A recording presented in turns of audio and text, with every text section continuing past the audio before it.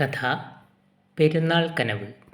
രചന Biju P Kozhummal.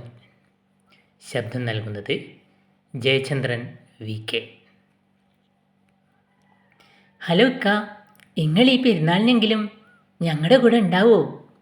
അങ്ങേ തലയ്ക്കൽ ഒരു ഗദ്ഗതം ഉരുണ്ടുകൂടി നിന്നു. സുഹറയാണ്. കഴിഞ്ഞ 2-3 വർഷങ്ങളായിട്ട് ആവർത്തിക്കപ്പെട്ടിരുന്ന ചോദ്യമാണ്. ആഗ്രഹമില്ലാഞ്ഞിട്ടല്ലല്ലോ, ലീവ് ചോദിച്ചാൽ കിട്ടില്ല, പിന്നെ ഇവിടുത്തെ ജോലി തിരക്കും. എങ്കിലും സന്തോഷിക്കാൻ വകയുണ്ട്. കാരണം ഇപ്രാവശ്യം എന്തായാലും ലീവ് വേണമെന്ന് അറവാപ്പനോട് പറഞ്ഞിട്ടുണ്ട്. ഇപ്രാവശ്യം നമുക്ക് ശരിയാക്കാം ബഷീറേ, നീ സമാധാനപ്പെട്. ഈ വാക്കിലാണ് അവൻ്റെ മനസ്സും ഇത്രമേൽ നിറഞ്ഞു നിൽക്കുന്നത്. ഈ പെരുന്നാളിന് നമ്മൾ ഒന്നിച്ചടിച്ചു പൊളിക്കും സൂറ. ലീവ് തരുമെന്ന് ഉറപ്പ് പറഞ്ഞിട്ടുണ്ട്.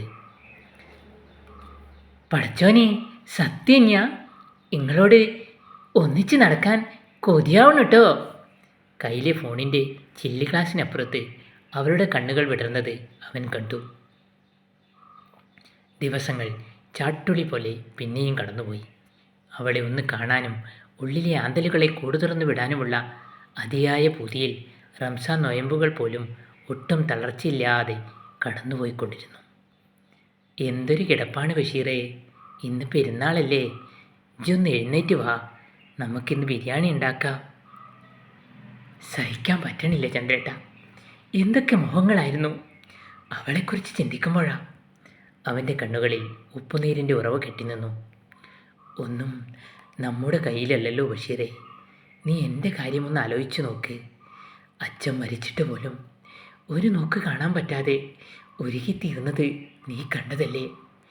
നമ്മൾ പ്രവാസികളുടെ മോഹങ്ങളൊക്കെ അല്ലെങ്കിലും അങ്ങനെ തന്നെയാണ്. നീ വിഷമിക്കണ്ട ബഷീറേ, ഇപ്പോഴത്തെ ഈ അവസ്ഥയൊന്നും അറിയാൻ നിനക്ക് അവരെയൊക്കെ കാണാൻ പറ്റുമായിരിക്കും.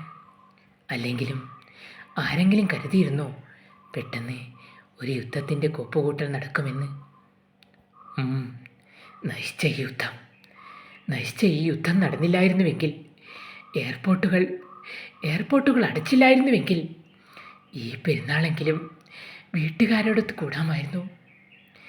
എൻ്റെ സുഹറയെ കാണാമായിരുന്നു. അവൻ ആരോടൊന്നില്ലാതെ പിറുപിറുത്തു. ബിരിയാണിക്കുള്ള ഉള്ളി മുറിക്കുന്നതിനിടയിൽ ഉള്ളിലെ നീറ്റലുകൾ ആരും കാണാതെ ഒഴുക്കി തീർത്തു.